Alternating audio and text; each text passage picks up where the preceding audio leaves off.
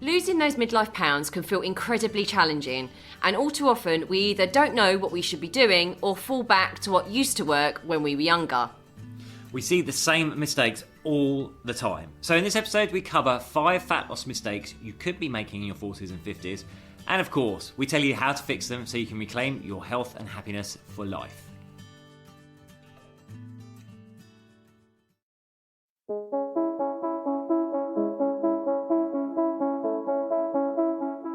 Hi, I'm James Davis. And I'm Claire Davis. We're the Midlife Mentors, here to lift the lid on how to achieve health and happiness. The balanced, no-nonsense way.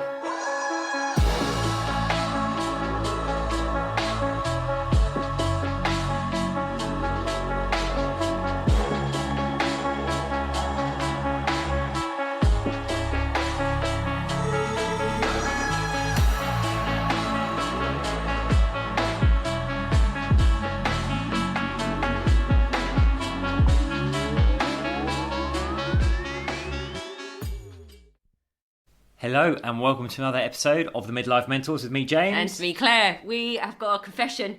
If you look back, if you are an avid listener, which hopefully most of you are, you'll look back and see there's a missing week. Dun, dun, dun. We just actually gave ourselves a week off last week without warning you. To be fair though, we were packing up our home in Marbella and then making the journey back across the whole of Spain with all our belongings packed in the car with our little bear up to the north coast. Otherwise known as the dog, by the way. To catch a 26-hour ferry. So it's not an excuse / it is an excuse. It totally is. It really took it out of us doing all that travelling. It did, and there was a red dust storm following us. The Kalima all the way up. So the Sahara, basically it kicked up all the red sand from the Sahara and dumped it in Marbella as we were leaving, and then decided to follow us all the way up Spain. So yeah, it was an interesting drive, wasn't it? It was crazy, and they've got more storms. It's a very long drive. It did feel very long. They've got more storms, so everything was just orange and red. It was like an apocalypse happening. It's very strange. But not here in London. We've got blazing sunshine.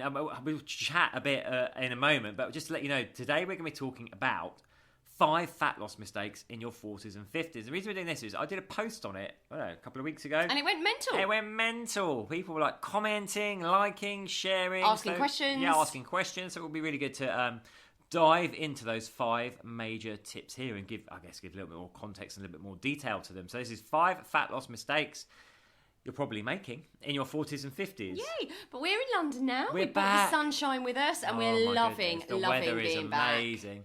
And yesterday when we got up, didn't we, Claire? We went for a run. Yeah, you went to Primrose Hill and Regis Park. I went in the opposite direction because I'm much faster than you. I am. It's a true story. So I ran over Hampstead Heath, but couldn't believe. It's so weird. Well, you missed out because I saw a llama. You did see a llama. And did you look in the mirror? Did you look in the mirror? Was there a mirror there? So actually, I was running around Hampstead Heath, and we left in end of October, and all the leaves were still really on the trees at that point, and it's just really mad to run over there now and see such a different landscape. But it was very beautiful. We've been very lucky with the weather since we got home. It's been sunny all the way. It has. Well, it's just gorgeous weather. I think this afternoon we are going to take ourselves into Soho and do an out-of-office brainstorming session. We are. Anyway, I hope you are well wherever you're up to. So let's dive in without further ado. So, number 1, over to you, Mr. D. Number 1. One we see fat this all the loss time. mistake. You're too desperate. Hey, listen, we get it. You want to be back in those 32-inch waist jeans, if you're a guy. Or you want to fit back into that little dress you used to wear in your 30s, maybe. And you think, oh, I'm so desperate to do this, I should be able to do it really fast. But and you might have been able to when you're in the past with stupid diets. Yeah. Here's the truth bomb for you. Hormonally, our bodies, whether you're a man or a woman, our bodies are very different in our 40s and 50s to how they were in our 30s, and even more different to how they were in our 20s. So you cannot expect to drop a load of body fat very quickly and get away with it. Chances are you won't be able to drop it very quickly, and chances are if you did somehow manage to drop it, you were basically setting yourself up for long-term failure and problems. And here's the thing, we forget, you didn't suddenly wake up one morning and you had a bigger belly. It doesn't happen in 2 weeks. It's gradual over time, but yet we expect the weight to come off really quickly as well.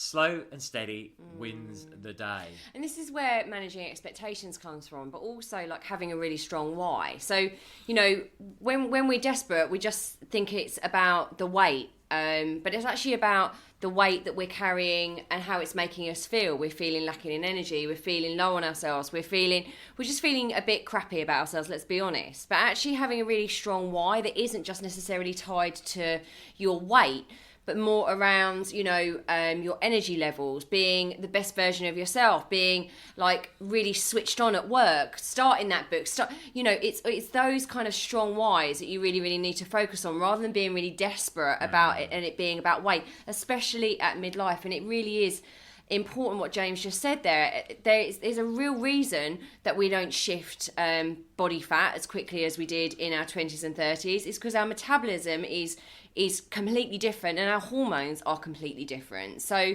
actually giving yourself a break and understanding that it's slow and steady wins the race is really, really important. Yeah, and absolutely, like, here's another truth bomb for you, right? A lot of people will be starting to think possibly about summer holidays, beaches, skimpy little trunks, skimpy little bikinis, swimsuits. James is never wearing skimpy trunks near me, I tell you.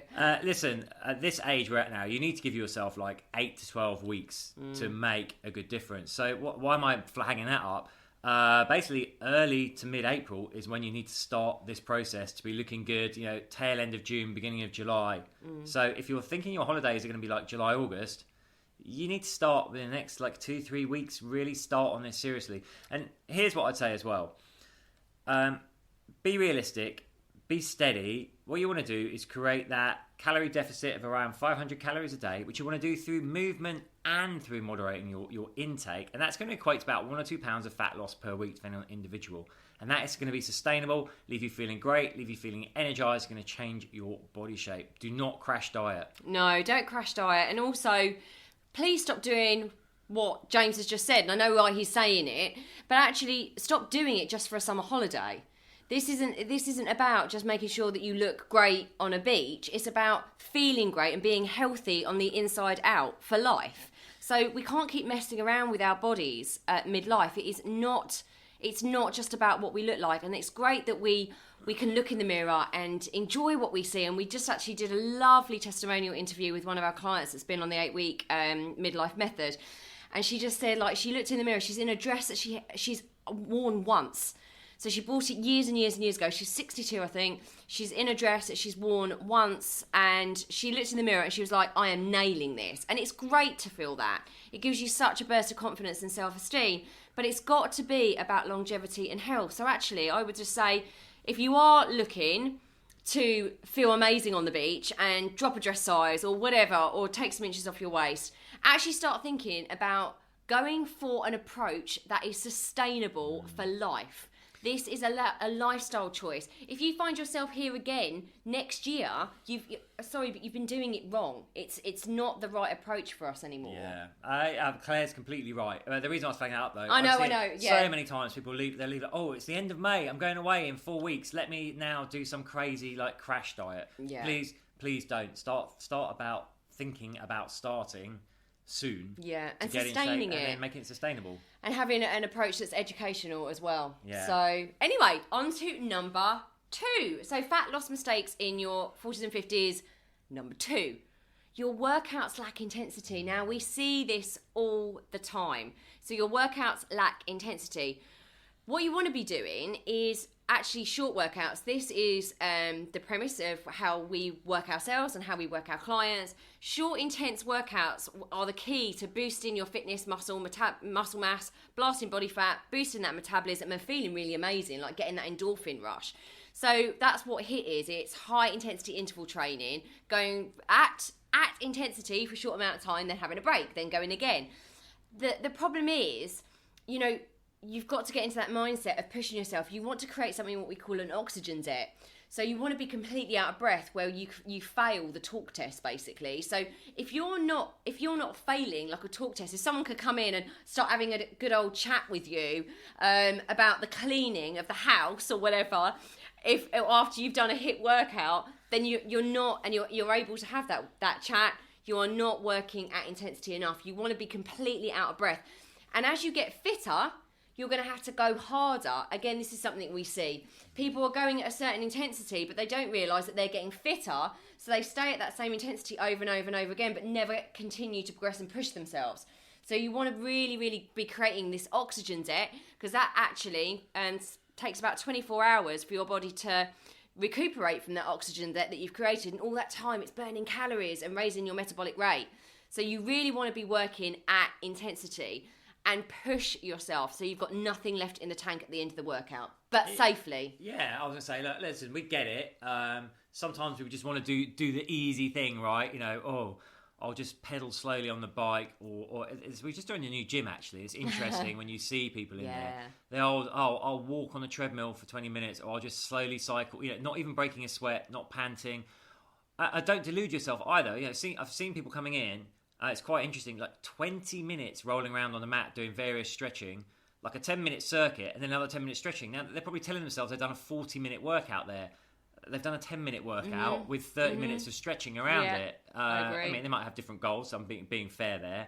But just be honest with yourself. Like Claire said, you want to be pushing yourself. You want to be getting out of breath. You should be breaking a sweat. That is how you're going to get results. You should be breaking a sweat, Joe, shouldn't you? But you don't really sweat. I'm very cool as a cucumber. Which is really annoying, because Cool as a I cucumber. cannot tell you. Ladies listening to this, you would not get a sweatier person than me when I train. So just bear that in mind. Think, even if you're trying to look glamorous, just remember Claire never does. So, okay, number 3, fat loss mistake in your 40s and 50s. Number 3. Oh, this is such a big one that people make, is skipping resistance training. Again, I get this. Like you're coming to this maybe late in life, you haven't ever looked at a weight or done even body weight exercises. It can be a bit intimidating, a bit scary. But here's the fact. Here's the simple science, right? Due to all the hormonal changes that are going on, we're naturally losing our muscle mass. Obviously, that means we're losing our strength, which is like terrible, and that's not what we want as we age. But it also, muscle is metabolically active, meaning we burn more calories the more muscle we carry on our frame. So, you know, if we're losing muscle mass, then we're probably likely to start putting on weight, especially around our middle, because, you know, our metabolism is dropping. And then also the health benefits. You know, if we're not strong, we're not moving right, we're not feeling energized, our posture goes, we start to like get joint aches, we're losing our strength, losing our flexibility. You must resistance train. And I don't want you to be scared about this, right? You can do it in as little as 20 minutes in a session. You must hit every muscle group twice a week with a rest of around 48 hours in between muscle groups. And that could look like 2 full body workouts a week. It could look like you do an upper lower split. It could do push pull. There are lots of ways you can do it. And when we work with our clients, obviously we help them design their programs and mix it up. But you must resistance train, because at this age, 40s and 50s, just getting on the treadmill or the bike for hours is not going to cut it. It's not going to change your body shape. It's so dull. The client testimonial we did this morning, it'll be on our YouTube channel. Go and check it out. It's so inspiring. But Sarah was like, I just get up now, and I absolutely love what I'm doing. I'm not bored. She's 62. She's smashing it. Amazing. She's absolutely smashing it. She's getting up. She's getting up, doing her HIIT workouts, doing her resistance. She feels strong. She feels empowered. It's really benefiting the rest of her life in all areas of her life. It's so incredible. So number 4 is, we kind of mentioned this, but in a different way. So not progressing your workouts. This is where people go wrong again. Not progressing your workouts. So as I mentioned on the other point, as you're getting fitter, you're going to need to push yourself harder to carry on getting great results, but also you need to be mixing it up a little bit more as well. So again, when we work with clients longer term, what we'll do is we'll get them maybe going out for a little short run, or doing different kinds of HIIT workouts and mixing it up, like the intervals, mixing those up, not doing the same kind of HIIT workout over and over and over again. So really making sure that you're progressing yourself and that you are failing that talk test, but you're also regularly changing your weight and upping your weights as well, right? Because we want to create a really, really strong sculpted physique, and it is possible. All of this is possible. But you need to basically mix up your weights program, I would say, every 6 to 8 weeks. To I suppose, hit your different muscle groups. You've got fast twitch and slow twitch muscle fibers. So you want to be hitting those muscles in a different way. You might want to, like James just said, do push pull, or actually do a couple of full body workouts. But this is what we do with our clients. we're constantly mixing it up so that their body is responding in different ways to progress them and actually create that lean muscle that James just mentioned in the last point. So it's really, really important. This is a mistake that many people make. They just keep doing the same thing for like month on end and also get bored. So again, you're not mixing it up, you're not progressing yourself, you're not getting the results that you want continuously. So guess what happens? You lose momentum and you stop. So that's why you really, really need to progress as well. Yeah. Point number 5, and there was mistake number 5, is relying on your training alone to do the work. And there's a few aspects to this actually. But here's news flash for you. Most of your daily calorie burn actually comes from non-exercise activity. So we mustn't neglect the fact that we need to just get up, move more, walk more, do more, be more active in the day. That is the majority of your calorie burn, irrespective of the exercise you're doing. You want to do exercise for its health-promoting benefits, all the things we just talked about. Endorphins, stronger, fitter, better cardiovascular performance. Releasing stress. All that stuff. But don't neglect, don't just go to the gym and do, I've done my 20-minute hit, now I'm just going to sit on the sofa the rest of the day. Get up, move around, do that other stuff as well. Walk the dog, go for a cycle, go for a long walk. Well, can I use us for an example? So we were actually saying this when we got back to London. We walk a hell of a lot more here in London than we did in Marbella. So we actually drove, because we weren't in the centre of Marbella this winter, whereas we were last year, we weren't doing as much walking. We got in the car a lot more to go to the shops, even to go to our gym. We had to drive to get to our gym where we were. And I can tell already that my body is responding and changing just really, really quickly to walking more and not using the car. We hardly use the car here at all. No. Exactly. So there we are. That exercise. And there's another aspect to this actually I was quickly going to mention. I knew you were going to say this. I bet I know what you're going to say. Yeah, don't use your training as an excuse to then overindulge. You cannot out-train a bad diet. We see this as well. Be like, I've done that workout, so I'm going to have an extra slice of cake to compensate. Well, no, you're just cancelling out what you're trying to achieve. We're not a dog. We don't need to be rewarded for good behaviour. Actually... when you go, good boy, I'm going to have some food. We need to think about that reward system. And again, this is behaviour change and habits we're going into here. But actually, what James has just said there, how often do we hear this? I've been good all week. I've been good all week. I've done all my training. I've done my nutrition's been on point. And then at the weekend, you're just going to go completely off the rails. It's because...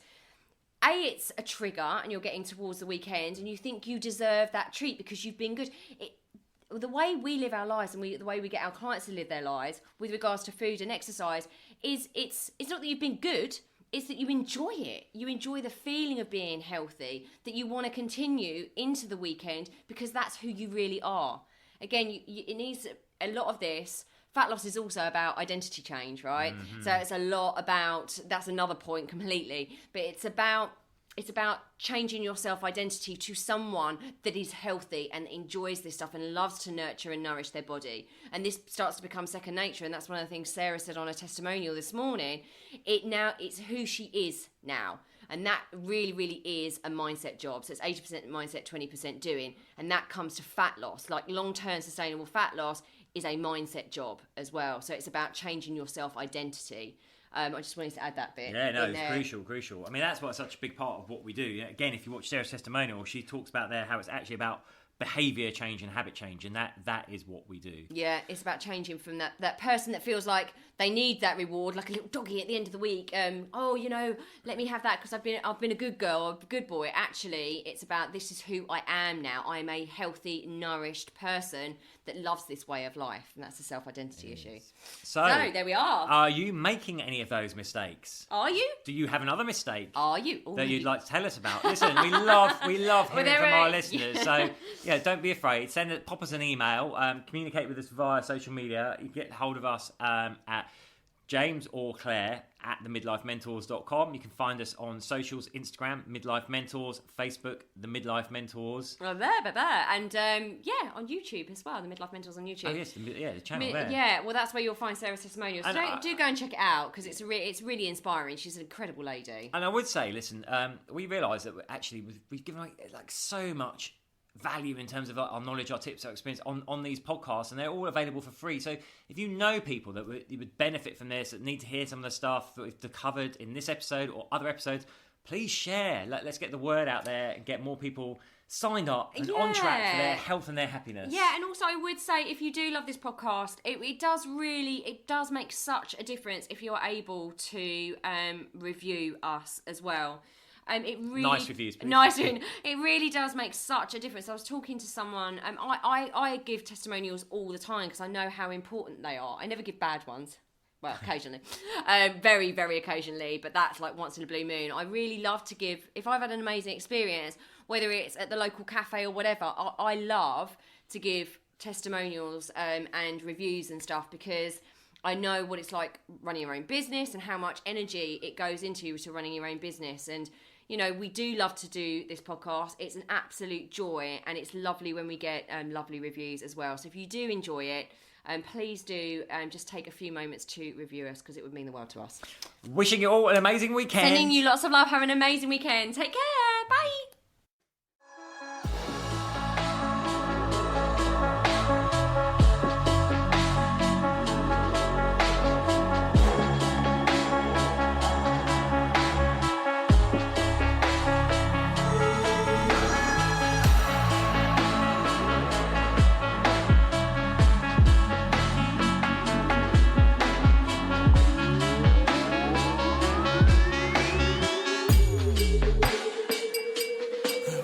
Yeah. You've been listening to the Midlife Mentors with Claire and James Davis. We'd love to hear from you. So drop us a line at info@themidlifementors.com with any questions or topic suggestions.